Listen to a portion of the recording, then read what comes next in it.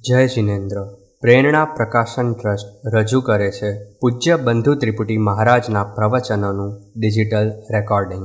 પ્રવચનનો વિષય દર્શન પૂજન વિધિ. પ્રવચનકાર તેજસ્વી વક્તા પૂજ્ય શ્રી જીનચંદ્રજી મહારાજ. જૈન સમાજના હજારો ભક્તજનો રોજ જીન મંદિરમાં દર્શન કરવા જતા હોય છે અને તીર્થંકર પરમાત્માનું પૂજન પણ કરતા હોય છે.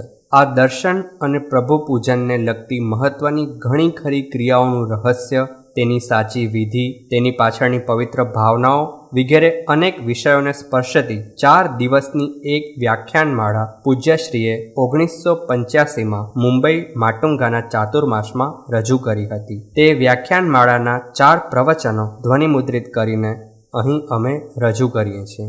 દેરાસરમાં દાખલ થઈએ ત્યારથી માંડીને દેરાસરમાંથી બહાર નીકળીએ ત્યાં સુધીની દર્શન અને પૂજન વિધિને લગતી અનેક બાબતો સ્પષ્ટ રીતે અને વિશેષ છણાવટ સાથે આ વ્યાખ્યાનમાળામાં રજૂ થઈ છે. તો ચાલો આપણે પણ સાંભળીએ દર્શન પૂજન વિધિ. પ્રવચન પહેલું. પ્રવચનકાર પૂજ્ય શ્રી જીનચંદ્રજી મહારાજ, બંધુ ત્રિપુટી. જય જિનેન્દ્ર, જય મહાવીર. નામાકૃતે દ્રવ્ય ભાવૈ પુનઃ સ્ત્રી જગજ્જનમ ક્ષેત્રે કાલે ચ સર્વસ્મિન અર્હત સમુપાસ્મહે. કલિકાલ સર્વજ્ઞ આચાર્ય ભગવંત હેમચંદ્ર સુરેશ્વરજી મહારાજા પરમાત્મા વિતરાગ દેવની સ્તુતિ કરતા એ વાત કહી રહ્યા છે કે હે પ્રભુ, આપ આપના નામ દ્વારા, સ્થાપના દ્વારા, દ્રવ્ય અને ભાવ નિક્ષેપા દ્વારા આ 4 માધ્યમોથી ત્રણેય કાળના અને ત્રણેય લોકના સર્વ જીવોને નિરંતર પાવન કરી રહ્યા છે. આ વિશ્વને પાવન કરવાનું પરમાત્માનું કાર્ય નિરંતર ચાલી રહ્યું છે, જરાય પણ રોકાયા વિના. વિશ્વના પ્રત્યેક જીવાત્માઓને ત્રણેય કાળના અને ત્રણેય લોકના સર્વ જીવોને પ્રભુ નિરંતર પાવન કરી જ રહ્યા છે. પાવન એ જ આત્માઓ થાય છે જેની ચેતના એ પરમાત્માની ચેતનાની સન્મુખ બને છે. આપણી ચેતના પરમાત્માની સન્મુખ બને, પરમાત્માની એ દિવ્ય ચેતનાનો સ્પર્શ પામે, એ બહુ મહત્વની વાત છે. જ્યાં સુધી આપણી ચેતના એ પરમાત્માની ચેતનાને સ્પર્શે નહીં, એમની સાથે સંપર્કમાં આવે નહીં, એમની સાથે એકતા પ્રાપ્ત કરે નહીં, ત્યાં સુધી એ પરમાત્મા આ વિશ્વને પાવન કરી રહેલા હોવા છતાં પણ આપણે પાવન થઈ શકીએ નહીં. આપણા આત્માને પરમાત્માની સન્મુખ બનાવવા માટે અને પરમાત્માની જે અનંત શક્તિ આ વિશ્વની ઉપર કાર્ય કરી રહી છે એનો અનુભવ કરવા માટે એ શક્તિ જે 4 માધ્યમોથી કાર્ય કરે છે આ વિશ્વની ઉપર, તે માધ્યમોને સમજી લેવાની જરૂર છે અને તે માધ્યમો સાથે આપણા આત્માનો સંબંધ બાંધવાની સાધના કરવી જરૂરી છે. ભગવાન આ વિશ્વને પાવન કરે છે 4 માધ્યમો દ્વારા: નામ, સ્થાપના, દ્રવ્ય અને ભાવ. સાક્ષાત પરમાત્મા જ્યારે સમવસરણમાં વિરાજમાન હોય, દેવ દેવેન્દ્રો અનેક માનવો સૌ કોઈ એમની દેશનાઓ સાંભળવા માટે આવેલા હોય અને સિંહાસન ઉપર બેસીને પ્રભુ સમવસરણમાં જ્યારે દેશના આપી રહ્યા હોય, જગતના કલ્યાણનું કાર્ય કરી રહ્યા હોય, ત્યારે એ ભાવ નિક્ષેપે તીર્થંકર કહેવાય. નિક્ષેપો એટલે 4 પ્રકારો: નામ, સ્થાપના, દ્રવ્ય અને ભાવ. આ 4 પ્રકાર દ્વારા 4 રીતે પરમાત્મા વિશ્વને પાવન કરે છે. એમાં જે ભાવ નિક્ષેપો છે કોઈ પણ વસ્તુનો, એનો અર્થ એ કે એ વસ્તુ જે દ્રષ્ટિએ મહત્વની હોય, એ કાર્ય જ્યારે કરી રહી હોય ત્યારની એની જે અવસ્થા, એનું નામ છે ભાવ નિક્ષેપો. જેમ કે પાણીનો ઘડો, એક ચીજને નામ આપ્યું કે આ ઘડો, તો એનું નામ નિક્ષેપો કહેવાય. એની આકૃતિ કાગળ ઉપર ચિત્રીને મૂકી દીધી તો એ સ્થાપના નિક્ષેપો કહેવાય. એની સ્થાપના કરી કાગળની અંદર આપણે ઘડાની. એ ઘડો કુંભારને ત્યાં ચાકડે જ્યારે માટી ચડેલી હોય, એને આકાર અપાઈ રહ્યો હોય, એટલે કે ઘડો ઘડા રૂપે તૈયાર થાય એની પહેલાની એની જે અવસ્થા, અને ઘડો બની પણ ગયો, વપરાઈ ગયો, પણ કોઈક દિવસ હાથમાંથી ફૂટી ગયો અને એના ઠીકરા થઈ ગયા, એટલે કે ઘડાની પશ્ચાદ અવસ્થા, પૂર્વાવસ્થા અને પશ્ચાદ અવસ્થા. એની પહેલાની અવસ્થા અને એની પછીનું પરિણામ એ એનો દ્રવ્ય નિક્ષેપો કહેવાય કોઈ પણ વસ્તુનો. અને જ્યારે ઘડો તૈયાર થયેલો હોય, અંદર પાણી ભરાયેલું હોય, પાણીયારા પર મુકાયેલો હોય, ત્યારે એ ખરેખર પાણી પીવાના ઉપયોગમાં આવતી એ ચીજ હવે તમારા ઉપયોગમાં આવવા મંડી, એનું કાર્ય એણે શરૂ કરી દીધું, ત્યારે એ ભાવ નિક્ષેપે ઘડો કહેવાય. એમ અરિયન આ વિશ્વને પાવન કરી રહ્યા છે આ 4 માધ્યમો દ્વારા. એમાં ભાવ નિક્ષેપે એટલે તીર્થંકરનું કાર્ય છે જગતનું કલ્યાણ કરવાનું. તો જે પળોની અંદર એ જગતનું કલ્યાણ કરી રહ્યા હોય, કલ્યાણની પ્રવૃત્તિ એમની દેશના દ્વારા ચાલી રહી હોય, ત્યારની એમની જે અવસ્થા કે તીર્થંકર નામકર્મ ખીલી ઉઠ્યું હોય, સર્વજ્ઞ વિતરાગ બનેલા હોય, સમવસણમાં બેઠેલા હોય, પરસદા ભેગી થયેલી હોય, એને ઉપદેશ આપી રહ્યા હોય, ત્યારે ભાવ નિક્ષેપે તીર્થંકર કહેવાય. અને એ રીતે પ્રભુ આ વિશ્વને પાવન કરે છે સાક્ષાત તીર્થંકરપણાની અવસ્થામાં ભાવ નિક્ષેપે. પણ તીર્થંકર થયા પહેલાની એમની અવસ્થા, તીર્થંકર નામકર્મ હજી પ્રગટ્યું નથી, ઉદયમાં નથી આવ્યું. એ પહેલાનો એમનો જે સાધના કાળ ચાલી રહ્યો છે, હજી એ સાધના કરી રહ્યા છે. તીર્થંકર થયા પહેલાની એમની અવસ્થા છે, એ માટેની તૈયારીઓમાં જે છે. અને તીર્થંકર નામકર્મ પૂરું થઈ ગયું, 4 અઘાતી કર્મોનો પણ ક્ષય થઈ ગયો, અને એ આત્મા જ્યારે તમામ બંધનોથી મુક્ત બને છે, સિદ્ધ બને છે, એ તીર્થંકર નામકર્મ પૂર્ણ થયા પછીની એમની જે સિદ્ધાવસ્થા અને તીર્થંકર નામકર્મ પ્રગટ્યા પહેલાની એમની જે શ્રમણ અવસ્થા, સાધક અવસ્થા, એ તીર્થંકરનો દ્રવ્ય નિક્ષેપો કહેવાય.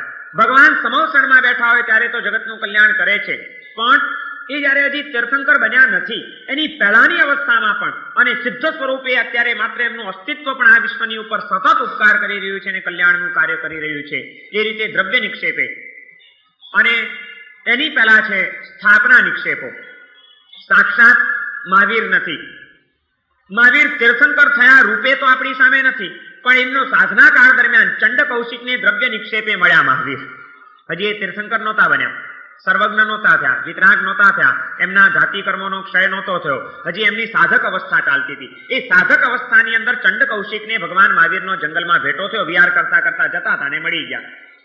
તો ચંડ કૌશિકને માટે મહાવીર જે તારક બન્યા છે, ભાવ નિક્ષેપે તારક નથી બન્યા, દ્રવ્ય નિક્ષેપો ચાલતો હતો. હજી એ મહાવીર થાય એ પહેલાની એમની અવસ્થા એ ચાલુ હતી અને એમનું એને કલ્યાણ કરી દીધું.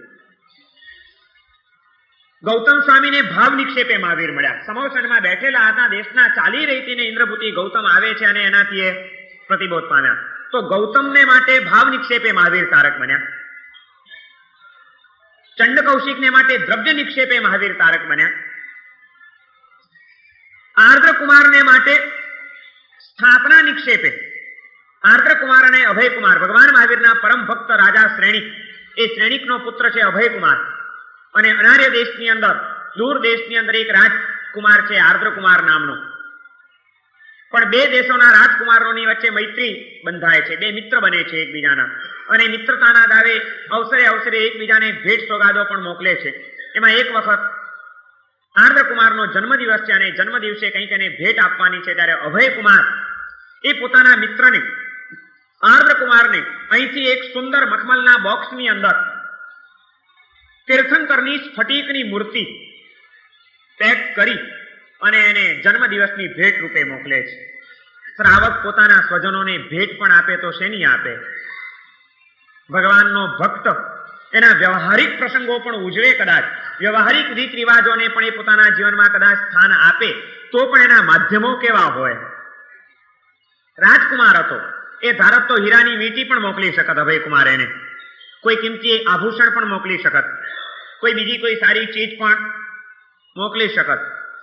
જન્મ દિવસે પોતાના એ પ્રિય મિત્રને ભેટ આપવી છે, પણ અભયકુમારે ભેટ આપવા માટેની ચીજની પસંદગી ભગવાનની મૂર્તિની કરી.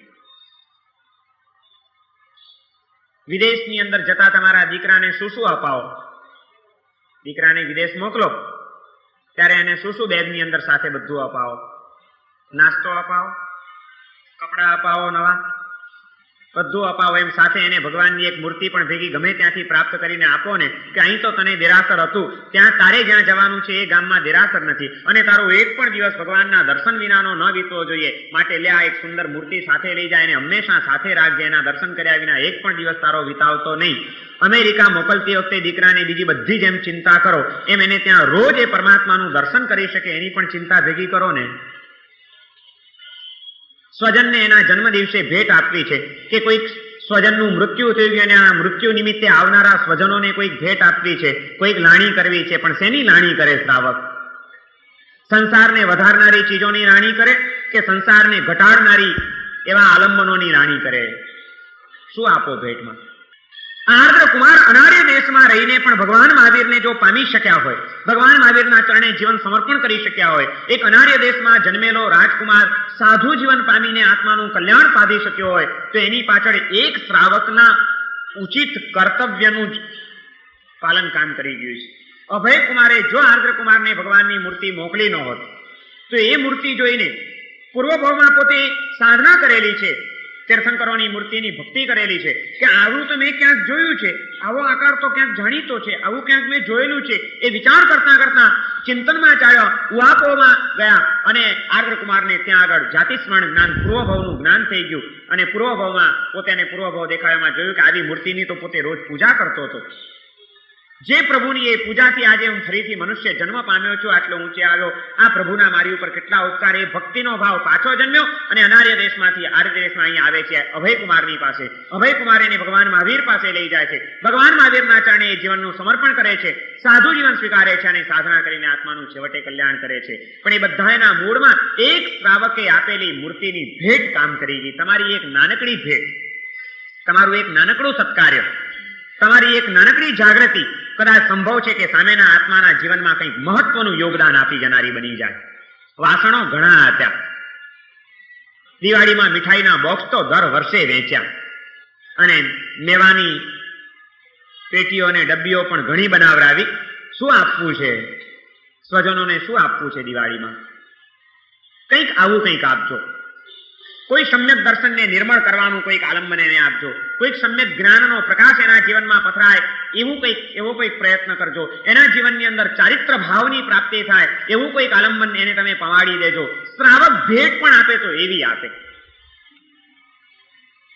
આર્દ્ર કુમારને માટે સ્થાપના નિક્ષેપે ભગવાન સાક્ષાત નહોતા મળ્યા એને, દ્રવ્ય નિક્ષેપે પણ ભગવાનનો સાક્ષાત ભેટો નહોતો થયો એને, પણ માત્ર ભગવાનની આકૃતિ જેમાં કંડારાયેલી છે એવો એક સ્ફટિકનો ટુકડો, ભગવાનની મૂર્તિ, એ પણ પ્રતિષ્ઠિત કરેલી નહીં, અપ્રતિષ્ઠિત માત્ર ભગવાનની મૂર્તિ સ્થાપના નિક્ષેપે એને મહાવીર મળ્યા અને આર્દ્ર કુમારનું પણ કામ થઈ ગયું.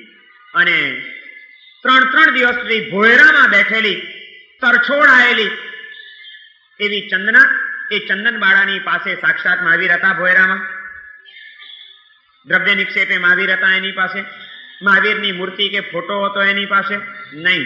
એની પાસે કયું માધ્યમ હતું મહાવીરની ચેતના સાથે સંબંધ બાંધવાનું? નામ નિક્ષેપે.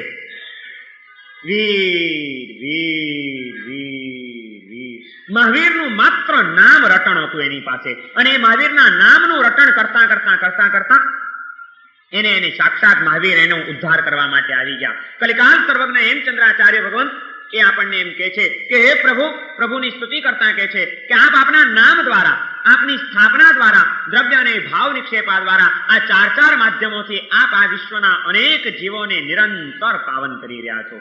ભગવાનનું નામ પણ તારે, ભગવાનની મૂર્તિ પણ તારે, દ્રવ્ય નિક્ષેપે મળેલા મહાવીર ભગવાન પણ તારે, અને સાક્ષાત પ્રભુ મળ્યા હોય તો આપણો ઉદ્ધાર થાય એમાં કોઈ આશ્ચર્ય નથી. એટલે ભાવ નિક્ષેપે પણ પ્રભુ આપણને તારે. આ 4 માધ્યમો દ્વારા ભગવાન આ વિશ્વની ઉપર કલ્યાણ કરી રહ્યા છે. એ 4 માધ્યમોનો ઉપયોગ કરતા આપણને આવડવો જોઈએ.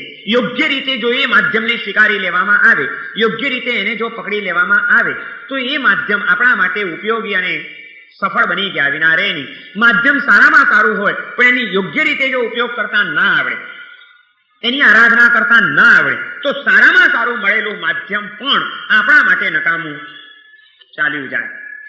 નામ નિક્ષેપે તીર્થંકરોની ભક્તિ કરવા માટેની સાધના એટલે જપ યોગની સાધના છે. જપનું આખું વિજ્ઞાન છે, જાપનું પણ. માત્ર સ્મરણ, નમો અર્યંતાણમ કે મહાવીર મહાવીર મહાવીર કે અર્યંત અર્યંત અર્યંત અર્યંત, એ અર્યંતનું માત્ર સ્મરણ, એનો જપ, આ જપના માધ્યમ દ્વારા નામ નિક્ષેપે આપણે તીર્થંકરોની ચેતનાનો સ્પર્શ પામી શકીએ. દર્શન અને પૂજનના માધ્યમ દ્વારા આપણે સ્થાપના નિક્ષેપે તીર્થંકરોની સાથે આપણી ચેતનાનું જોડાણ કરી શકીએ. ધ્યાન દ્વારા દ્રવ્ય નિક્ષેપે પણ આપણે મહાવીરનું કે વિતરાગની ચેતનાનો સ્પર્શ પામી શકીએ.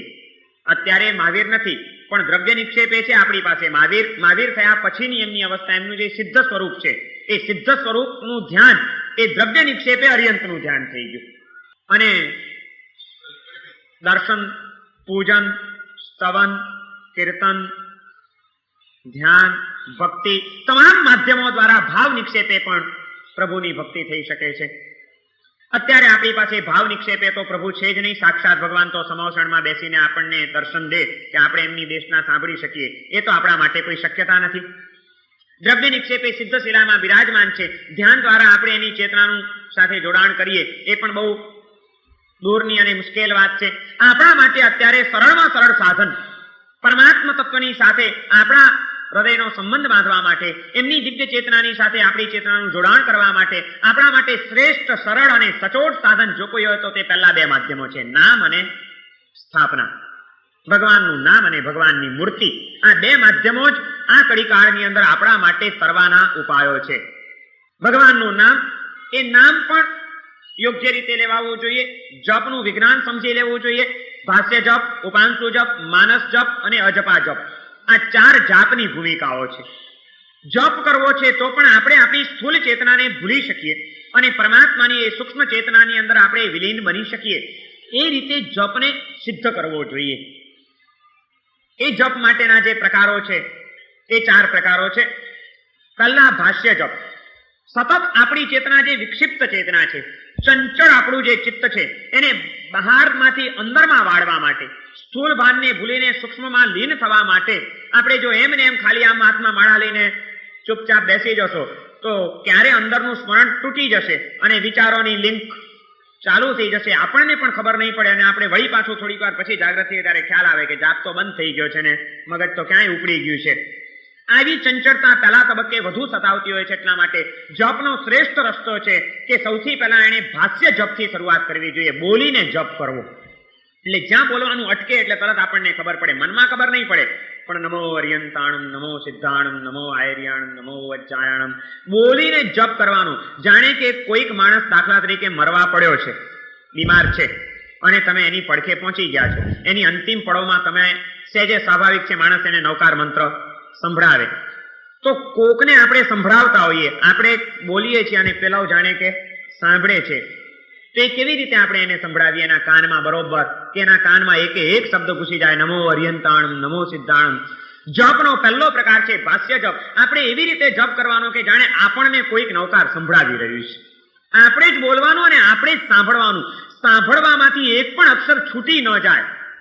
આપણે જાણે કે અંતિમ પળો વિતાવી રહ્યા છીએ ને કોક આપણને નવકાર મંત્ર સંભળાવી રહ્યું છે, પણ આપણી ચેતના જાગૃત છે. એટલે એ નવકાર મંત્રના ધ્યાનમાં આપણે લીન થવું છે. નમો અર્યંતાણમ આપણે જ બોલવાનું ને આપણે જ સાંભળવાનું, એક પણ અક્ષર છૂટી ન જાય. આ રીતે તમે જપ કરો, જુઓ એની મેળે વિચારો તરત જ સ્થગિત થઈ જશે. અને કદાચ વિચારો આવ્યા તો બોલવાનું બંધ થઈ જશે, એટલે તરત જ તમને ખબર પડશે કે આપણે જાપ ગયો, ખંડિત થયો. એટલે હંમેશા શરૂઆતની અંદર પ્રારંભિક કક્ષામાં તો ભાષ્ય જપથી જ પ્રારંભ કરવો જોઈએ, બોલીને જપ કરવો જોઈએ. જેની પાસે ઘરમાં અનુકૂળતા હોય, કારણ કે સામાન્યથી સુખી શ્રાવકો પોતાના ઘરની અંદર આત્માની સાધના માટેની થોડીક જગ્યાની સગવડ રાખે જ. આરાધના માટેનો એક નાનકડો રૂમ, કોઈ એક નાનકડી કેબિન એવું તો એની પાસે હોય જ, કે જ્યાં આગળ એને કોઈ વિક્ષેપ ન હોય, અવિક્ષિપ્તપણે એ પોતાની સાધના, પછી એ ભક્તિ હોય, જાપ હોય, ધ્યાન હોય, સામાયિક હોય, જે કંઈ એને કરવું હોય તે કરી શકે. અને ત્યાં આગળ આ રીતે સ્વસ્થ બેસી આસન, મુદ્રા આ બધાની વિધિઓ જાળવી અને પછી બોલીને જપ શરૂ કરવો જોઈએ. ભાષ્ય જપ કરતા કરતા તમે જેમ જેમ બોલીને જપ કરતા જાઓ તેમ તેમ એક લિંક ઊભી થશે, એક વાતાવરણ બંધાશે. આપણે જે મંત્રનો ઉચ્ચાર કરીએ છીએ એ મંત્રના ઉચ્ચાર દ્વારા પણ એક વાઇબ્રેશન્સ ઊભા થાય છે. એના મંત્ર શબ્દના જે ભાષા વર્ગણાના પૂતગલોને આપણે મંત્ર ઉપર કેન્દ્રિત કરીએ છીએ, મંત્ર રૂપે પરિણમાવીએ છીએ, એ પૂતગલો પાછા જ્યારે મોઢામાંથી બહાર નીકળે છે, એનો ધ્વનિ જે પ્રગટે છે, એના કારણે એ પરમાણુઓ એ જગ્યાની અંદર ફેલાય છે. એ પવિત્ર પરમાણુઓ એ પવિત્ર મંત્રના ધ્વનિ એ આપણા ચિત્તને, એ આપણા આત્માને અસર કરતા હોય છે, જે આપણી અપવિત્રતાને, ચંચળતાને ટાળે, પવિત્રતાને, સ્થિરતાને પ્રગટાવે. અને એ રીતે જેમ જેમ ભાષ્ય જપ વધતો જાય તેમ તેમ એક દિવ્યતાનું વાતાવરણ ખડું થતું જાય, એકાગ્રતા આપણી બંધાતી જાય. અને એ બોલી બોલીને પણ છેવટે શારીરિક શક્તિની મર્યાદા હોય છે. 5, 10, 15, 25, 50 નવકાર તમે મોટેથી બોલી બોલીને બોલ્યા એટલે પછી થાકવાની જીભ થાકશે. એટલે પછી ધીમે ધીમે હવે બોલવાનું ઓછું થશે, ધ્વનિ પેલા મંદ પડશે અને પછી ધીમે ધીમે અવાજ આવતો બંધ થશે. ભાષ્ય જપમાંથી જ ઉપાંશુ જપ શરૂ થઈ જાય. પછી સહજ રીતે ઉપાંશુ જપ આવે. ઉપાંશુ એટલે બે હોઠ ફફડે, બોલીને કરાતો જપ, જેમાં ભાષા રૂપે પરિણમે, એ ભાષ્ય જપ. હોઠમાં ખાલી હોઠનો ફફડાટ જેમાં હોય એનું નામ છે ઉપાંશુ જપ. બોલતા બોલતા હવે બોલવાનું બંધ થઈ ગયું પણ પાછું સ્મરણ ચાલુ જ છે ને મારું. આપણે બોલીએ છીએ, બીજા નથી સાંભળી શકતા, પણ આપણો ઉચ્ચાર તો ચાલુ જ છે. હજી ઉચ્ચાર જ કરીએ છીએ આપણે. એમ નથી કે મનમાં ખાલી સ્મરણ કરીએ છીએ. ઉચ્ચારણ જ કરવાનું હોય છે. પણ એ ઉચ્ચારણ જે વ્યક્ત રૂપે જોરથી થતું હતું એને બદલે હવે શાંત રૂપે અને ખાલી હોઠના ફફડાટ દ્વારા ચાલે છે. અને પેલું ભાષ્ય જપ દ્વારા જે એકાગ્રતા આવી એ હવે ઉપાંશુ જપની અંદર પણ એ આપણને સ્થિર કરે છે. પછી એમ હોઠ ફફડાવતા ફફડાવતા ફફડાવતા પણ ધીમે ધીમે એ હોઠ ફફડવાના પણ મન થાય. જેમ જેમ ચિત્ત લીન થતું જાય, જેમ જેમ સાધનામાં લીનતા આવતી જાય તેમ તેમ મન વચન કાયાના યોગોની સ્થિરતા આવતી જાય. આ એક સીધો નિયમ છે. લીનતા લાવો તો સ્થિરતા આવી જશે. જેટલા તમે લીન બનશો એટલું હલનચલન એની મેળે કાયાની સ્થિરતા આવશે, વાણીની સ્થિરતા આવશે અને મનની એકાગ્રતા આવશે.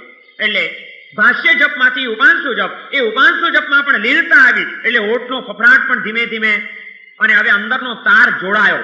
વિતરાગની એ ચેતના સાથે, પરમાત્માના એ મંત્રની સાથે આપણી ચેતનાનું એક જોડાણ થાય છે. મંત્ર ચૈતન્ય પ્રગટે છે પછી, અને એમાંથી ભાષ્ય જપ પણ ધીમે ધીમે બંધ થશે અને માત્ર માનસ જપ, ઉપાંશુ જપમાંથી પણ હવે જપ ચાલુ છે. હજી આપણે જપ જ કરીએ છીએ પણ એ માનસ જપ આવે છે, ત્રીજો તબક્કો જપનો. મનથી અંદરમાં સ્મરણ ચાલે છે. ના આપણે બહાર બોલીએ છીએ, ના આપણા કઈ હોઠ ફફડે છે, પણ બસ મનમાં આપણું એ રટણ એવું ચાલે છે. જપ ચાલ્યા જ કરે છે, એક પછી એક મંત્ર આવ્યા જ કરે છે, એક પછી એક નવકાર ગણાયા જ કરે છે. અને એ રીતે માનસ જપ કરતા કરતા કરતા કરતા એમાં પણ જેમ જેમ લીનતા આવે પછી છેલ્લો એક તબક્કો એવો આવે છે કે હવે જપનો પણ પ્રયત્ન નથી કરવાનો. મારે નવકાર ગણવા છે, હું નવકાર મંત્ર બોલું છું કે શંખેશ્વર પાર્શ્વનાથ ભગવાનનો મંત્ર હું જપું છું, એ જપનો પણ લક્ષ્ય છૂટી જશે અને એવી એકાકારતા આવશે કે જપશું નહીં પણ છતાં અંદરમાં આત્મ પ્રદેશોમાં એ સ્મરણ અને રટણ એનું જ ચાલ્યા કરતું હોય. જપ્યા વિના પણ જપ થયા કરતો હોય. એનું નામ છે અજપા જપ.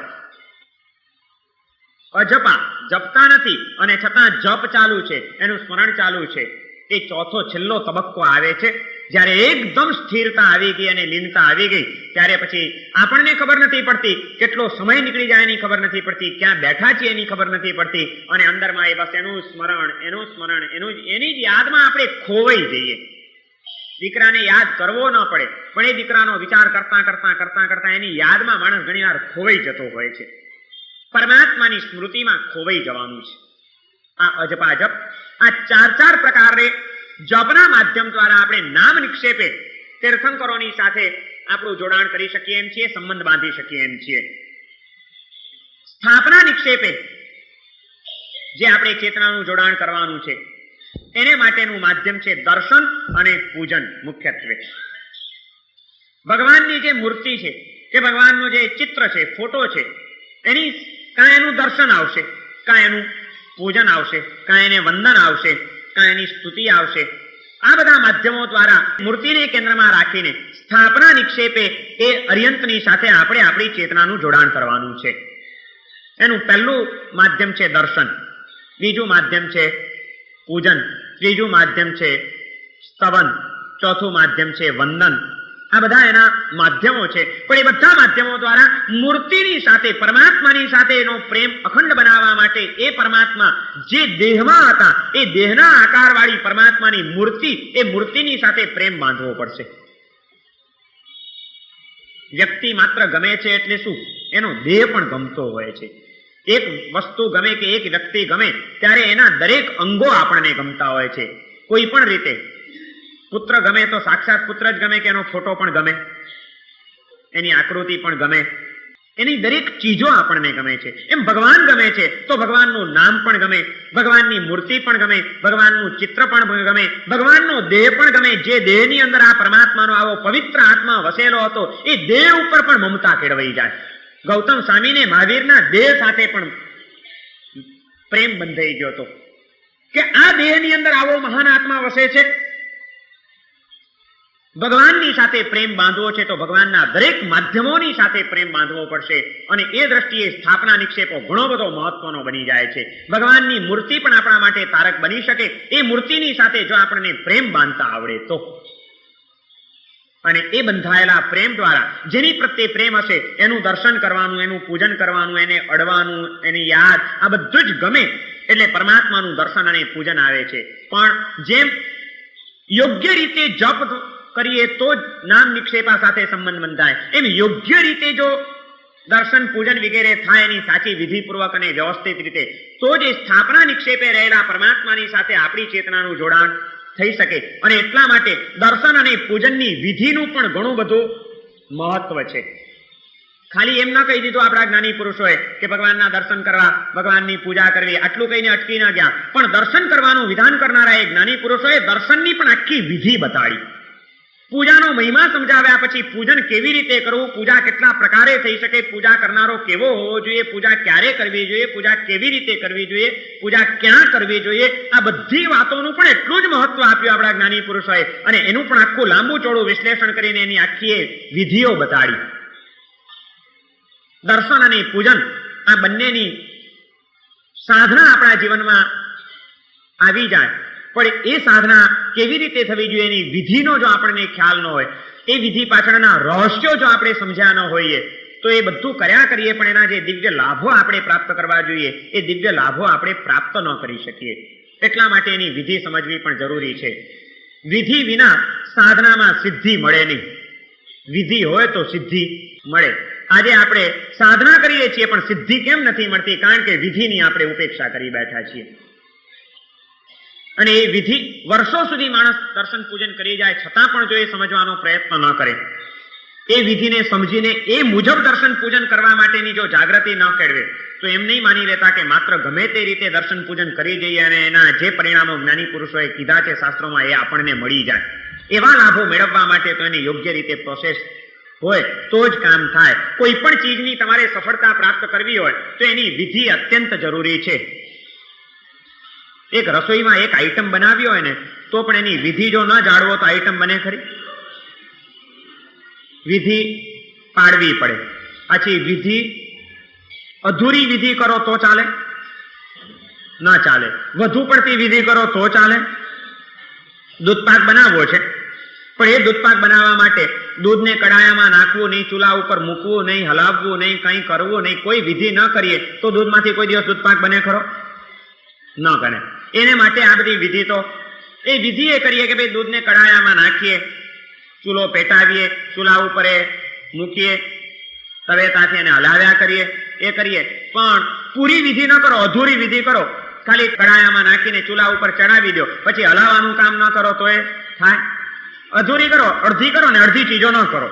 ચૂલા ઉપર મૂકો, કડાયામાં નાખો, હલાવે કરો, પણ ચૂલામાં કોલસા નાખવાની વિધિ ન કરો. અંગારા પેટાવો જ નહીં, ચૂલો પેટાવો નહીં ને બાકીની બધી વિધિ કરો તોય દૂધપાક થાય? ના, પણ મેં વિધિ કરી છે. વિધિ કરી છે એટલું નહીં, વિધિ પૂરી કરી છે. તે અધૂરી વિધિ હશે તો પણ એના પરિણામો જેમ અધૂરી વિધિ ન ચાલે એમ વધુ પડતી વિધિ એ ન ચાલે.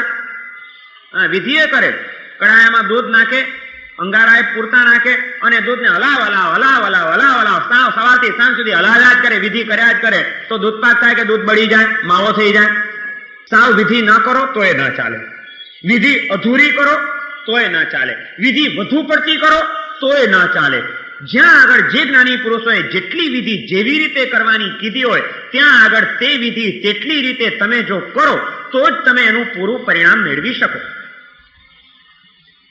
અહીં જ આપણી ગડબડ થઈ ગઈ છે. ઘણા માણસોએ તો વિધિની પરવા જ નથી કરી, ચિંતા જ નથી કરતા, વિધિનો વિચાર જ નથી. જે લોકો વિધિ કરતા હશે એ પૂરેપૂરી વિધિ પાછી સમજવાનો પ્રયત્ન નથી કર્યો. એટલે થોડી ઘણી સમજ્યા કે થોડી ઘણી જાણી એટલી કરવી, બાકીનું બધું રામ ભરોસે પાછું. અને ઘણા માણસોને તો કોણ જાણે એવી ભક્તિ પ્રગટે છે કે જે પકડ્યું એ પકડ્યું, પછી એની પાછળ એટલા ઉતરી પડે, વધુ પડતી વિધિ કરી નાખે. પૂજા કરે તો જાણે એક સાથે નાની પુરુષોએ 9 અંગે તિલક કરવાના કીધા હોય. આપણે તો ભગવાનની પૂજા કરીએ તો ફાયદો છે ને, ભગવાનને તિલક કરવા. 9 ને બદલે 19 અંગે કરીએ તો કઈ તકલીફ કરી. જ્યાં નજર પડી કે જ્યાં મન થયું ત્યાં ટીલા ટપકા કરે જ રાખો, અને 9 અંગે જ કરવું એવું કઈ જરૂરી છે? વધુ પડતું પણ ખોટું છે. આરાધનાને સમ્યક બનાવવા માટે વિધિનું લક્ષ્ય અને વિધિનું પાલન બંને બહુ મહત્વના છે, બહુ જરૂરી છે. વિધિનું લક્ષ્ય હોવું જોઈએ કે મારે જે આરાધના કરવી છે એ વિધિપૂર્વક કરવી છે, સમજીને કરવી છે, એને વ્યવસ્થિત રીતે કરવી છે, આવું લક્ષ્ય હોવું જરૂરી છે. અને લક્ષ્યની સાથે વિધિનું પાલન હોવું પણ જરૂરી છે. આ 2 વાતો જો આવી જાય તો આપણું દર્શન, પૂજન વગેરે બધું જ સફળ બની ગયા વિના રહે નહીં. અને એ રીતે આને સફળ બનાવવા માટે ઘણી બધી વિધિઓ છે, ઘણી બધી વાતોનું લક્ષ્ય રાખવાનું છે. શ્રાવકની દિનચર્યા બતાડતા જ્ઞાની પુરુષોએ કીધું કે સવારના પોરમાં શ્રાવક બ્રાહ્મ મુહૂર્તમાં ઉઠી જાય, પરોઢ થતા પહેલા ઉઠીને તરત જ આત્મચિંતન કરે, પંચ પરમેશથી ભગવંતોનું સ્મરણ કરે, અને પછી તૈયાર થઈને તરત જ શુદ્ધ વસ્ત્રો પહેરીને સામાયિક અને પ્રતિક્રમણની ક્રિયા કરે. એ સામાયિક અને પ્રતિક્રમણની ક્રિયા કરી એ શુદ્ધ અને સ્વચ્છ વસ્ત્રો પહેરી તરત જ જીવદયાનું પાલન કરતો કરતો એ જીન મંદિરે આવે. જીન મંદિરે આવીને પરમાત્માનું સૌથી પહેલા એ સવારે દર્શન કરે. દર્શન વિધિ કર્યા પછી તરત જ બાજુમાં ઉપાશ્રયમાં જાય. ઉપાશ્રયમાં જઈને ગુરુ વંદન કરે. ગુરુ વંદન કરીને ગુરુ મહારાજ પાસે પચખાણ લે નવકારશીનું, કે જે કંઈ તપશ્ચર્યા એને કરવાની હોય તેનું. અને ત્યાર પછી એ વળી પાછો ઘરે જાય. ઘરે જઈને પોતાને જે નવકારશીનો સમય થાય ત્યારે પચખાણ પારે, બધું પતાવી અને ત્યાર પછી તરત જ વળી પાછો એ તૈયાર થઈને ઉપાશ્રય આવે. જીનવાણીનું શ્રવણ કરે. જીનવાણી સાંભળીને વળી પાછો એ ઘરે જાય, અથવા તો દેરાસરમાં સગવડ હોય તો ત્યાં એ વ્યવસ્થિત રીતે અલ્પ જળથી જૈણાપૂર્વક સ્નાન કરે. સ્નાન કર્યા પછી પૂજાના વસ્ત્રો પહેરીને મધ્યાહ્ન કાળે પરમાત્માની અંગ પૂજા કરવા માટે તૈયાર થાય. આખી જે વિધિ છે એમાં ખરેખર જે પૂજા કરવાની છે એ પૂજા પણ ત્રિકાળ પૂજા કરવાની કીધેલી છે. સવારે, બપોરે અને સાંજે. શ્રાવક 3 વખત જીન મંદિરમાં જાય. કારણ કે દરેક શ્રાવકનું એક લક્ષ્ય હોય કે મને જે પ્રભુ મળ્યા છે, પ્રભુનું જે ધર્મ શાસન મળ્યું છે, અને એ પ્રભુનો જે આદર્શ મળ્યો છે, આદર્શ મારો એક જ છે કે આ રાગની, દ્વેષની વિષમતાઓમાંથી મુક્ત બનીને વિતરાગ દશાને પ્રાપ્ત કરવાની છે. આ લક્ષ્ય ભૂલાઈ ન જાય. આ લક્ષ્ય સદાય જાગ્રત રહે. સંસારની અનેકવિધ પ્રવૃત્તિઓમાં દોડ્યો જતો આપણો આત્મા, આપણું જીવન એ આ લક્ષ્યને ભૂલી ન જાય. એટલા માટે ત્રિકાળ જીન મંદિરે જવાની વિધિ બતાડી છે કે સવારના ઉઠીને સીધો પરમાત્માના દર્શન કરવા જાય એટલે તરત જ એને તલ્લો જ ખ્યાલ આવે કે આજનો આખો દિવસ મારે આ વિતરાગ જેવા બેઠા છે એવી વિતરાગતામય પસાર કરવાનો છે.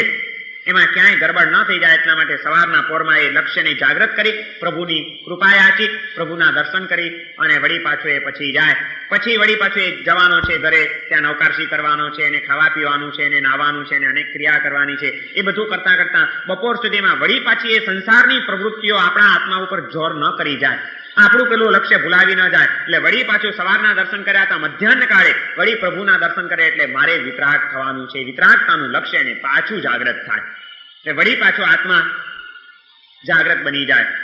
એ પ્રભુની પૂજા કરીને પાછી હવે બપોરે અર્થોપાર્જનનો પુરુષાર્થ કરવા માટે શ્રાવક જાય. આજીવિકા માટેની એ પ્રવૃત્તિઓ કરે અને એ બધી પ્રવૃત્તિઓ કરતા કરતા વળી પાછું એ સંસારની પ્રવૃત્તિઓ, એ બધી ભાંજગડો, એ બધી મગજમારીઓ, એ બધામાં વળી પાછા કેલા અનાદિકાળના સંસ્કારો થોડા થોડા જાગૃત થવા માંડ્યા હોય અને એમાં લક્ષ્ય થોડું થોડું ભૂરાવા માંડ્યું હોય. પાછું સાવ લક્ષ્ય ચૂકાઈ ન જાય એટલે અર્થોપાર્જનનો પુરુષાર્થ પૂરો કરી અને સંધ્યા સમયે પાછો એ દેરાસરમાં આવે આરતી કરવા માટે. વળી પ્રભુના દર્શન કરે એટલે વળી જાગૃતિ આવી જાય કે નહીં, મારે તો આવા થવાનું છે. શ્રાવકને માટે ત્રિકાળ દર્શન કે ત્રિકાળ પૂજન ની વિધિ બતાડેલી છે. સવાર, બપોર ને સાંજ. એ 3 કાળની જે પૂજા છે એને 3 વિભાગમાં વહેંચી નાખવામાં આવી છે. સવારના પોરમાં ઉઠીને જ્યારે પ્રતિક્રમણાદી ક્રિયાઓ પતાવી પોતાની આરાધના પૂરી કરી અને દર્શન કરવા આવે ત્યારે સવારના પોરમાં એને સીધી ભગવાનની અંગ પૂજા કરવાની નથી. સવારે અગ્ર પૂજા કરવાની છે. અગ્ર પૂજા એટલે ભગવાનની આગળની પૂજા આવે. ભગવાનના દર્શન કરે. દર્શન કેવી રીતે કરવા, દેરાસરમાં કેવી રીતે દાખલ થવું, પછી પહેલા શું કરવું, પછી શું કરવું, એ વિધિ હું આગળ પછી બતાડવાનો છું.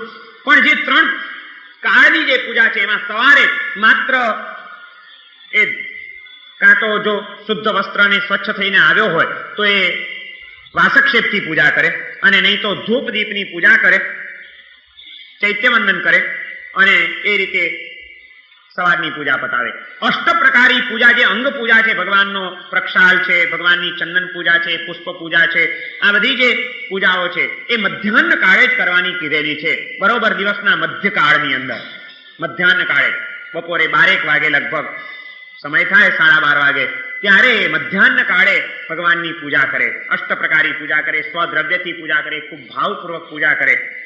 અને સાંજના જ્યારે આવે પાછો એ બધું પરવારીને પ્રતિક્રમણ કરતા પહેલા સૂર્યાસ્ત થતા થતા એ વળી પાછું પ્રભુના દેરાસરમાં પહોંચી જાય અને પ્રભુના દર્શન કરે. ત્યારે સૂર્યાસ્તના સમયે એ આરતી ઉતારે ભગવાનની, અને એ રીતે વળી પાછી ધૂપ દીપની પૂજા સાંજે કરે. આમ ત્રિકાળ પૂજા કરવાની કીધેલી છે. પણ આજકાળના જે કંઈ સંયોગો છે, દેશકાળની પરિસ્થિતિઓ છે, એમાં આજે હવે ત્રિકાળ પૂજા ભાગ્યે જ કોઈક આત્માઓ કરી શકતા હશે કે કરતા હશે એવું રહ્યું હશે.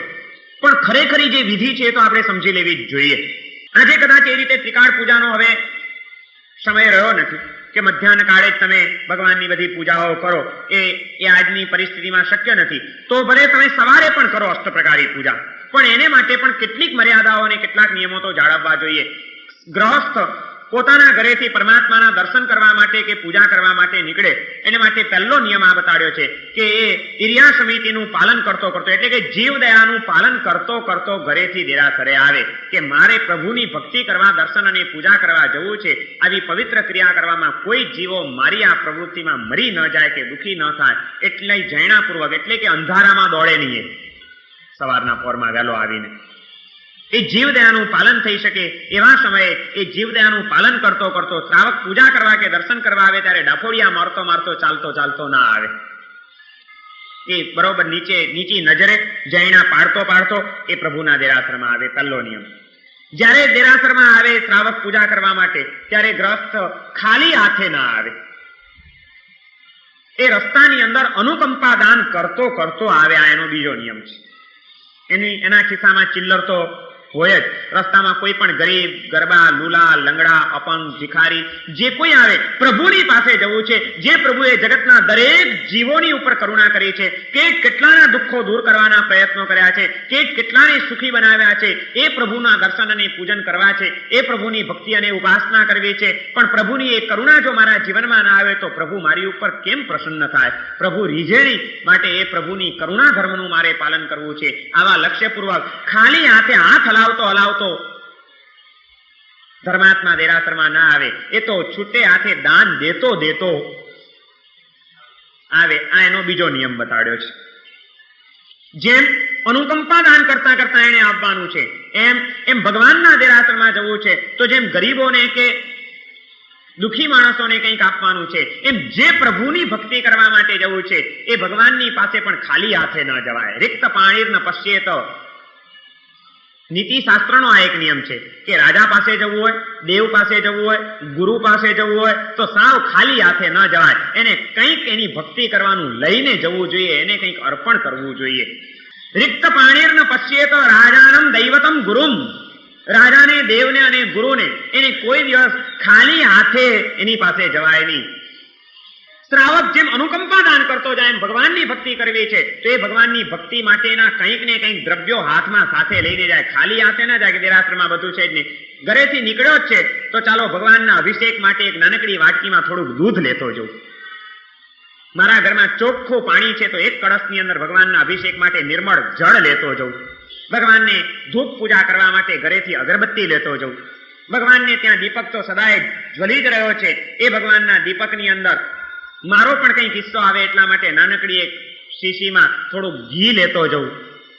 આ ભગવાનને કંઈ ખાલી હાથે જવાય? 3 લોકના નાથ આવા દેવાદિદેવના ચરણે ખાલી હાથે જવાતું હશે, એને કંઈક તો આપવું જોઈએ. લાવ, પુષ્પ લેતો જવું એ પ્રભુના ચરણે ચડાવવા માટે. ભલે કદાચ હું અત્યારે પૂજા કરી શકવાનો નથી તો કોઈક ભાગ્યશાળી પૂજા કરતા હશે, એને આપી દઈશ કે લ્યો ભાઈ, આ મારા ફૂલ ભગવાનને ચડાવી દેજો. પણ મારું આજે પ્રભુના ચરણે કંઈક સમર્પિત થાય, પ્રભુના ચરણે મારું કંઈક ચડી જાય, એવી ભાવના તો શ્રાવકના હૃદયમાં હોય જ. એટલે એ શ્રાવક જ્યારે ઘરેથી નીકળે પૂજા કરવા માટે ત્યારે સાવ હાથ હલાવતો ભૂખડી બારસ જેવો ન નીકળે.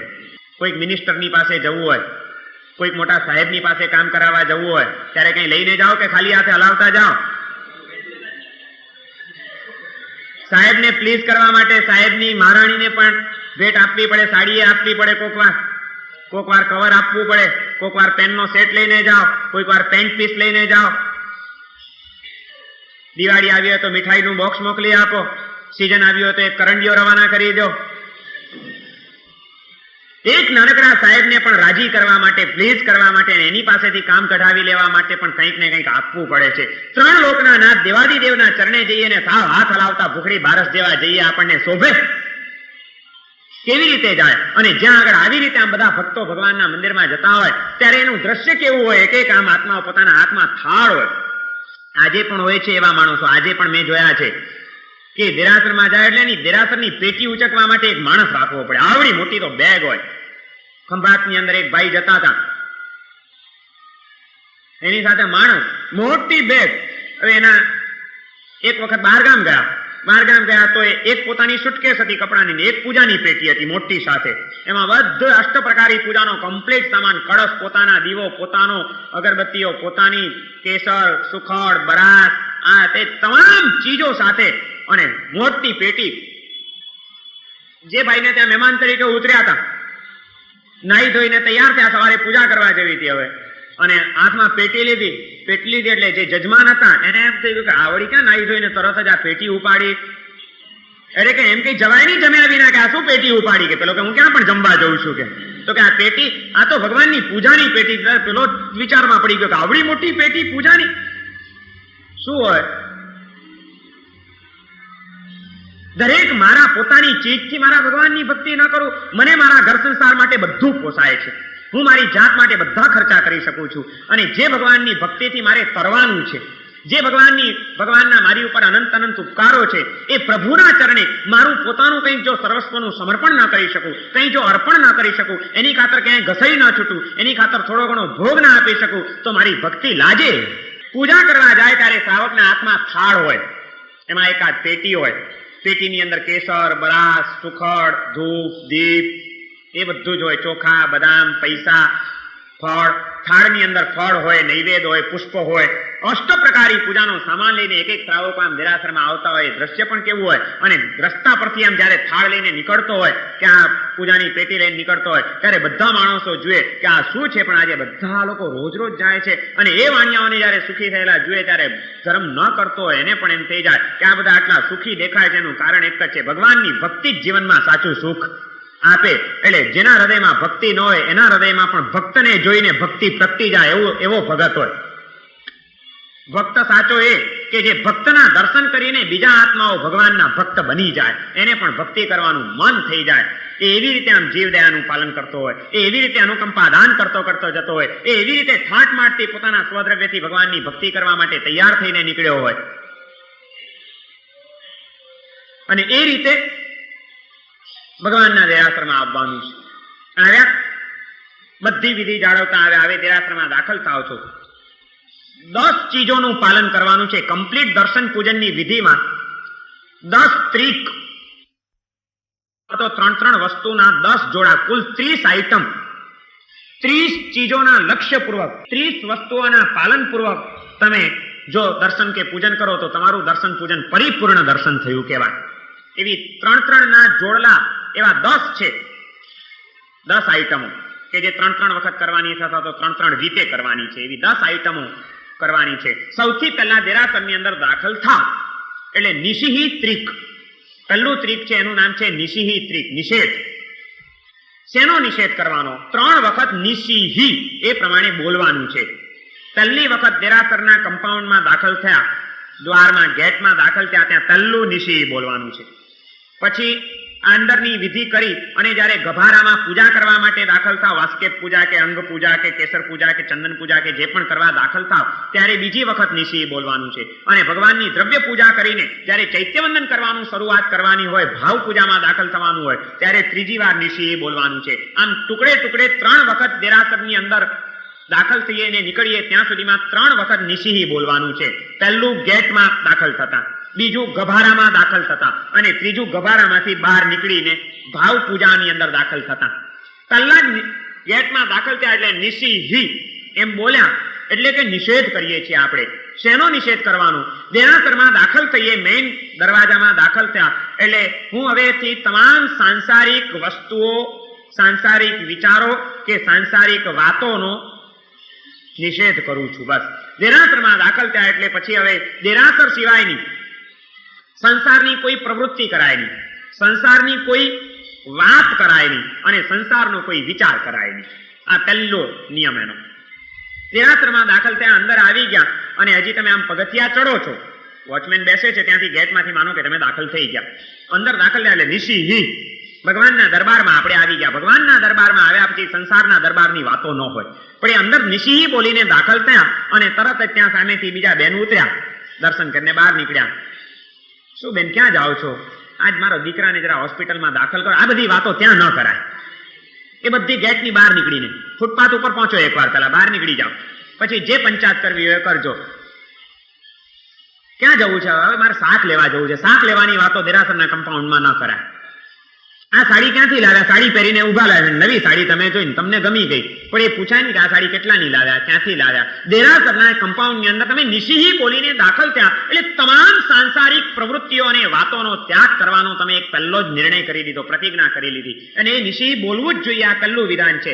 નિશિહી એટલે આત્મા તરત જાગૃત થઈ જાય કે હવે મારે સાવધાન, કોઈ પણ ઠેકાણે ક્યાંય આવી પ્રવૃત્તિમાં હું ખેંચાઈ ન જઉં, એટલા માટે જાગૃત બનવાનું છે. આમ નિશિહી બોલીને તમે દાખલ થયા. સાંસારિક વસ્તુઓનો તમે ત્યાગ કર્યો છે, વાતોનો, પણ દેરાસરની કોઈ પણ ચર્ચા કે વાતોનો તમે ત્યાગ નથી કર્યો.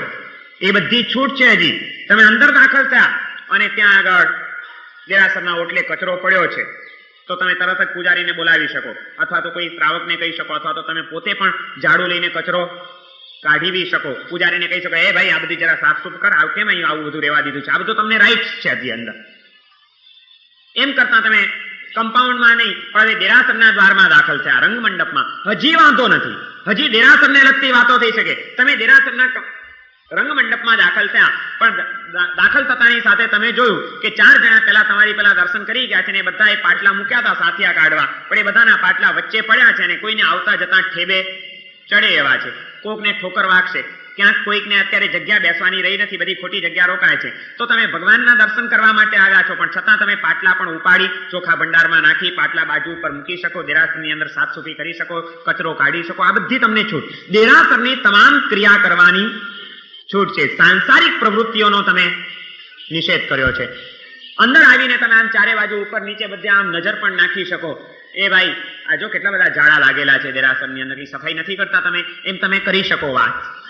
આ બધી તમને છૂટ છે. અને એ રીતે તમે અંદર નિશી કરીને દાખલ થયા, રંગમંડપમાં આવ્યા.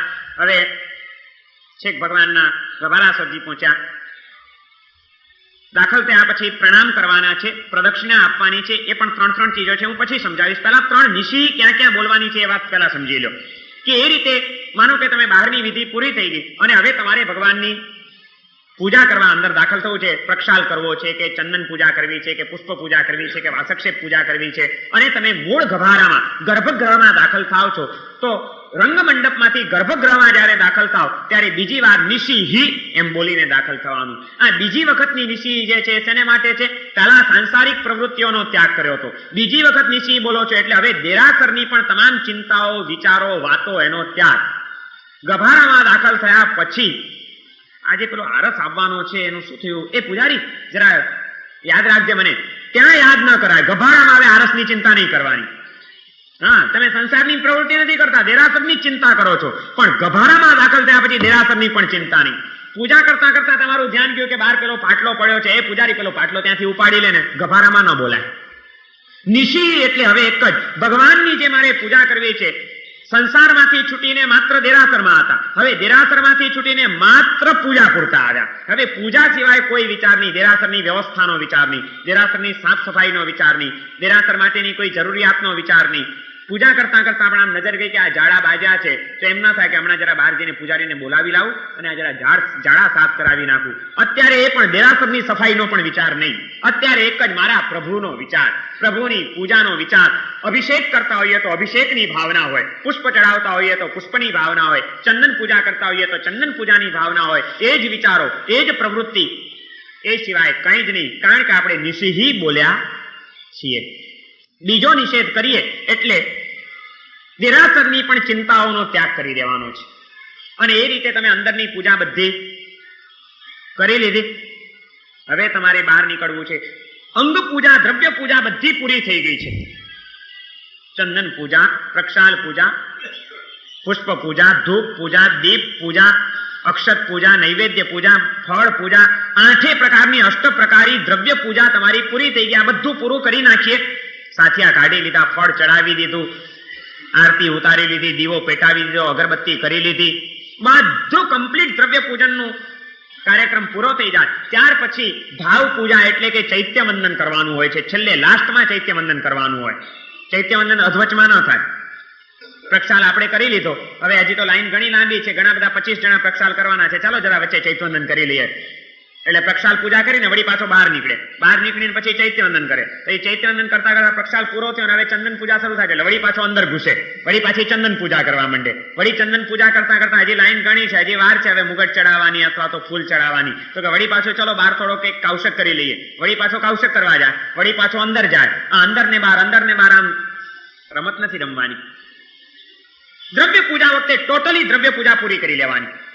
પછી ભાવ પૂજામાં દાખલ થવું છે. દ્રવ્ય પૂજા પૂરી કરી નાખી અને તમે બહાર નીકળો છો. હવે ચૈત્યવંદન શરૂ કરવું છે. તે વખતે 3જી વાર નિશિહી બોલવાનું. આ 3જી વખતનું, પહેલી વખતનું નિશિ સાંસારિક પ્રવૃત્તિઓનો ત્યાગ, બીજી વખતનું નિશિ જીન મંદિરની પ્રવૃત્તિઓનો ત્યાગ, 3જી વખત જ્યારે નિશિ બોલો ત્યારે દ્રવ્ય પૂજાની વિચારણા કે દ્રવ્ય પૂજાની પ્રવૃત્તિનો પણ ત્યાગ. કે હવે હું નિશિ બોલું છું એટલે હવે દેરાસરનોની પૂજાનો પણ વિચાર નહીં કરવાનો. તમે સરસ ફૂલની આંગી કરી, સરસ ફૂલ ગોઠવ્યા છે ભગવાનને, સરસ આંગી બનાવી છે અને આંગી બનાવીને બધી દ્રવ્ય પૂજા કરીને તમે ભાવ પૂજામાં દાખલ થવા માટે બહાર નીકળ્યા. નિશિ બોલીને ચૈત્યવંદન કરો છો. નિશિ બોલીને તમે ચૈત્યવંદન શરૂ કર્યું એટલામાં પાછળથી બીજો કોઈ ભગત આવ્યો અને એણે આવીને તમારા ફૂલોને અસ્તવ્યસ્ત કરી નાખ્યા. તમારી આંગી એ બગાડી રહ્યો છે. તો શું કરવાનું? ચૈત્યવંદન કરતા કરતા કહેવાય, એ ભાઈ પણ મારી આંગી શું કામ બગાડો છો? પતી ગયું. તે દ્રવ્ય પૂજા તારી પૂરી કરી લીધી. હવે ગમે તે થાય, તને લાભ મળી ગયો, તે ભાવથી પૂજા કરી લીધી છે. તું ભાવ પૂજા જ્યારે કરી રહ્યો છે, ચૈત્યવંદન કરી રહ્યો છે, ત્યારે દ્રવ્ય પૂજાનો પણ વિચાર નહીં કરવાનો કે મારી આંગી આ બગાડી નાખશે, મારા ફૂલ આણે ઉતારી નાખ્યા, બસ મારા ફૂલ ખસેડી નાખ્યા. જે કર્યું તે ચડાવી દીધા, ત્યાં તારો કાર્યક્રમ પૂરો થઈ ગયો, તારી ભક્તિ પૂરી થઈ ગઈ. હવે પછી શું થાય છે? તે નિશિ 3જી વખતનું બોલી લીધું એટલે એનો વિચાર જ તારે નથી કરવાનો કે હવે પાછળવાળા શું કરે છે, મારું બગાડે છે કે મારું રાખે છે કે મારું સાચવે છે કે નથી સાચવતા. તારે કઈ મગજમાર નહીં. તું તો હવે બસ એમની સ્તુતિ, સ્તવન, કાયોત્સર્ગ, ચૈત્યવંદન એ ભાવ પૂજાની અંદર દાખલ થઈ ગયા. 3જી વખતનું નિશિ એ આ ચૈત્યવંદન શરૂ કરતા પહેલા બોલવાનું છે. નિશિ ત્રિક, 10 પ્રકારના ત્રિક છે. 3 વખત કરવાની ચીજો 10 આઈટમો છે. એમાંની પહેલી આઈટમ નિશિ. પહેલા મુખ્ય દ્વારમાં દાખલ થતા નિશિ સાંસારિક પ્રવૃત્તિનો ત્યાગ, પછી ગર્ભગૃહમાં દાખલ થતા નિશિ દેરાસરની પ્રવૃત્તિઓના અને વિચારોનો ત્યાગ, અને ભાવ પૂજામાં દાખલ થતી વખતે 3જી વખત નિશિ દ્રવ્ય પૂજાના પણ વિચારો અને પ્રવૃત્તિઓનો ત્યાગ. આ રીતે દેરાસરની અંદર, આ તો આપણી તકલીફ કેવી છે, દેરાસરમાં જઈએ ત્યારે સંસારની વાતો ચાલ્યા કરતી હોય, ગભારામાં જઈએ ત્યારે દેરાસરની ચર્ચાઓ ચાલ્યા કરતી હોય. એક બાજુ પૂજા કરતો હોય અને બીજી બાજુ જો 2 ટ્રસ્ટી ભેગા થઈ ગયા, આજે યાદ રાખજો ખીમજીભાઈ, આપણે બપોરે જરા દેરાસર સાફ સૂફ કરાવી નાખવાનું છે, પણ ગભારામાં સાફ સૂફીની વાતો ન કરાય, એનો વિચાર જ ન કરાય. અને કમ્પાઉન્ડમાં આવે ત્યારે સંસારની વાતો, ગભારામાં જાય ત્યારે દેરાસરની ચર્ચાઓ, અને ભાવ પૂજા કરવા બેઠો હોય ત્યારે દ્રવ્ય પૂજાના વિચારો કર્યા કે મારી આને આંગી બગાડી નાખી, આજે બરોબર કેસર બરોબર હતું નહીં, આ ફૂલ પણ કેવા માળી લાવી આપે છે. હવે એ બધા વિચારો છોડી દેવાના. મનને હવે એક જ પરમાત્માની એ દિવ્ય ચેતના ઉપર અને ભક્તિની અંદર લીન કરવાનું છે. એને બદલે આપણે જે પ્રવૃત્તિ કરતા હોઈએ એની સાથે એકાકાર થઈ શકતા જ નથી. એ વખતે બીજા વિચારો ચાલે એ ભગવાનની આસાધના છે. મંદિરમાં આવીને સંસારની વાતો કરવી એ પ્રભુની આસાધના છે. ગભારામાં જઈને મંદિરની ચિંતાઓ કરવી એ જીન મૂર્તિની આસાધના છે. જીન મંદિરની ચિંતાઓ કર્યા કરીએ તે, અને ભાવ પૂજાની અંદર દાખલ થયા અને દ્રવ્ય પૂજાની જે વિચારો કર્યા કરીએ એ પણ પ્રભુની આજ્ઞાનો ભંગ છે, એટલે એ પણ આસાધના છે. આરાધના કરતા કરતા આપણે આસાધના કરી બેસતા હોઈએ છીએ. જે વખતે જે પ્રવૃત્તિ કરીએ એમાં જ આપણે જોડી જવાનું. કડછી જેવા નહીં થવાનું. કડછી ખબર છે? કડછી હોય ને, ડોયા જેવા. શું કહો તમે? ડોયો કહો? ડોયો દાળમાં એ પડે, શાકમાં એ પડે, કડછી ભાતમાં એ જાય, શીરામાં એ જાય, દૂધપાકમાં એ જાય, પણ એકેનો સ્વાદ એ લે ખરી? ડોયો દૂધપાકમાં એ જાય પણ દૂધપાકનો સ્વાદ એને ન મળે. એ દાળમાં પડે પણ દાળનો એ ટેસ્ટ એ ન લઈ શકે. એ શાકમાં એ પડે પણ શાકની મજા એને માણવા ન મળે. એ પડે બધામાં પણ સ્વાદ એકેનો ન લે. આપણે ડોયા જેવા થઈ ગયા છીએ, કડછી જ હલાવ્યા કરીએ પણ સ્વાદ એકેનો ન હોય. આરાધનામાં એકેનો આનંદ નહીં, એકેની પરિણતિ નહીં, એકેનો આસ્વાદ નહીં, અને બધે પેલા કડછીની જેમ હલાયા જ કરવાનું. બધે આપણો ડોળો હાલ્યા કરે, અહીંથી ત્યાં દાખલ બધામાં થાય, મજા એકેની ન માણી શકે. એના જેવી હાલત આપણી થઈ છે. આ ટળી જાય એટલા માટે પહેલું વિધાન આ કર્યું કે નિષિદ્ધ ત્રિકનું પાલન કરીને દર્શન અને પૂજન કરવા જોઈએ. આ પહેલું ત્રિક, 3 વસ્તુનું આ પહેલું જોડલું થયું. હવે પછી નહીં, દર્શન માટે પણ પહેલી નિશી બોલે એટલે દેરાસરમાં કમ્પાઉન્ડમાં તો આવ્યો જ છે. બીજી નિશી પણ બોલે જ્યારે ગવાળા પાસે જાય અને એ ધૂપ પૂજા કરે. ભગવાનની હવે પૂજા જ કરવી છે ને અષ્ટપ્રકારીમાંથી કોઈ પણ પૂજા કરે. અષ્ટપ્રકારીમાંની કોઈ પૂજા કરવી હોય ત્યારે પછી દેરાસરનો વિચાર નહીં કરવાનો. અને એ ધૂપ પૂજા કે અગરબત્તી કે એ કરી લીધું પછી ચૈત્યવંદન તો કરે જ શ્રાવક, એટલે ભાવ પૂજામાં દાખલ થાય. કઈ ચૈત્યવંદન કર્યા વિના તો તમે બહાર નીકળો જ નહીં દેરાસરમાંથી. દ્રવ્ય પૂજા કરનારો ભાવ પૂજા ન કરે એવું બને. એટલે ચૈત્યવંદન શરૂ કરે ત્યારે ત્રીજી વાર નિશી બોલે. દર્શનમાં એ જોઈએ ને પૂજનમાં એ બધે આવશે. આ તો નિષિદ્ધ ત્રિક આ પહેલી વિધિ છે. એ પછી બીજા પણ ઘણા બધા 3 ચીજોના જોડલા છે. ઘણા બધા ત્રિકનું પાલન કરવાનું છે. બીજું ત્રિક છે પ્રણામ ત્રિક, ત્રીજું ત્રિક છે પ્રદક્ષિણા ત્રિક. આ નિષિદ્ધ ત્રિક પછીનું પ્રણામ ત્રિક સૂચિત છે અને પ્રદક્ષિણા ત્રિક એ સૂચિત છે. એ બંનેનું શું મહત્વ છે, એનું પાલન કેવી રીતે કરવું જોઈએ, અને એવા 10 3 ચીજોના જે જોડલા છે એ બધાની વિચારણા આપણે હવે આવતીકાલે કરીશું. તો આજે તો માત્ર ભૂમિકાની થોડીક વાતો કરી. ખરેખર એ વિધિ હવે શરૂ થાય છે આ નિષિદ્ધથી. હવે આગળની વિધિમાં ક્યારે દાખલ થવું, ક્યારે પ્રણામ કરવા, ક્યાં પ્રદક્ષિણા આપવી, એની પાછળ શું ચિંતન કરવું, શું વિચાર કરવો, ક્યારે તિલક કરવું, ક્યારે ભગવાનની પૂજા કરવી, આ બધી વાતો આવતીકાલથી વ્યવસ્થિતપણે આગળ ચાલશે. આપણે સર્વમંગલમાંગલ્યમ સર્વકલ્યાણકારણમ પ્રધાનમ સર્વધર્માણામ જૈનમ જયતિ શાસનમ.